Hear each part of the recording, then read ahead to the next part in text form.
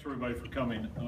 As you all know, on Tuesday, January 28th of this year, just a little bit after noon, the body of Paula Woodhouse and Edward Rapp were found in the residence at 2840 17th Avenue North.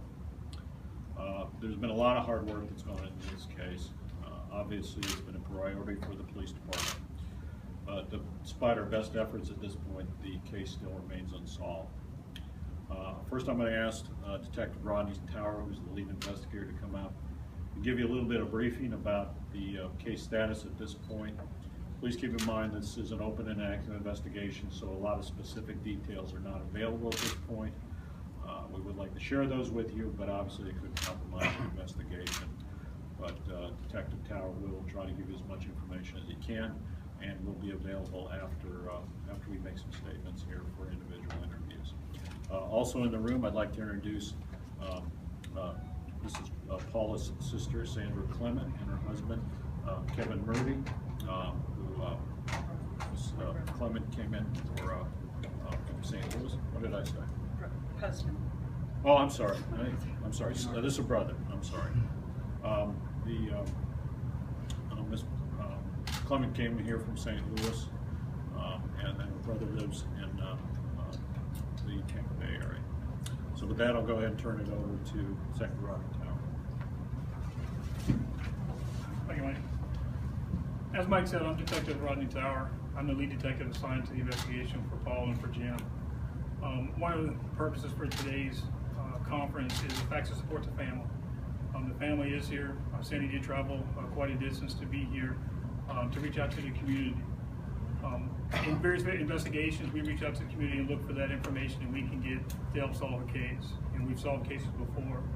We know somebody in the community has information regarding Paul and Jim's homicide investigation, and we'd like them to at least do the right thing, if not for themselves, but for the family, to help give the family some closure as to what happened to Paula as well as for Jim. And we'll be here with Sandy and with Kevin to assist them any way that we can, and we hopefully will do the same and come forward. I'd like to bring Sandy up.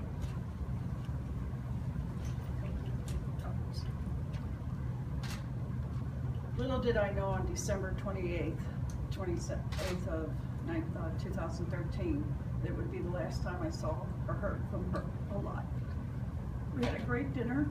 My brother was there. And then 30 days later, I get the phone call. No one expects to get that kind of phone call.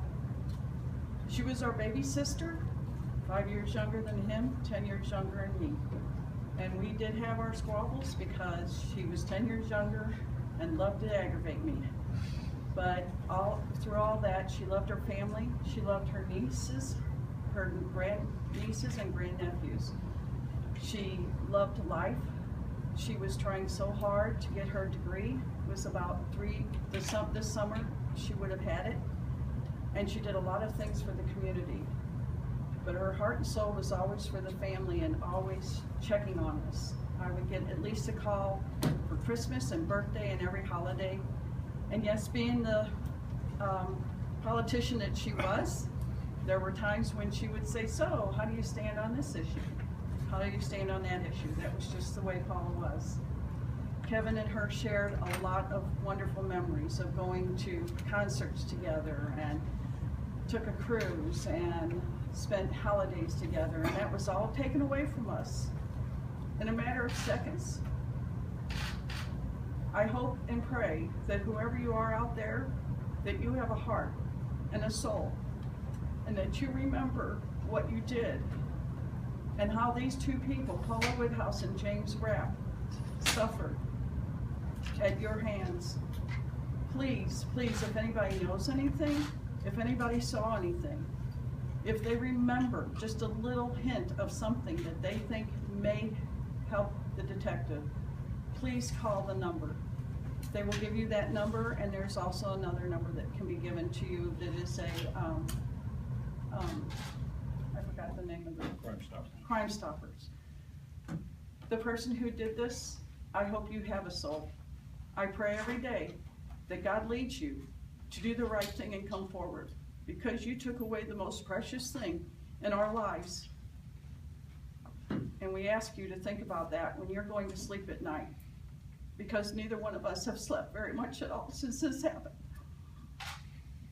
And so we hope that you understand where we're coming from, because there's nothing worse than to have to stand in front of this cameras and beg and plead for someone to do the right thing.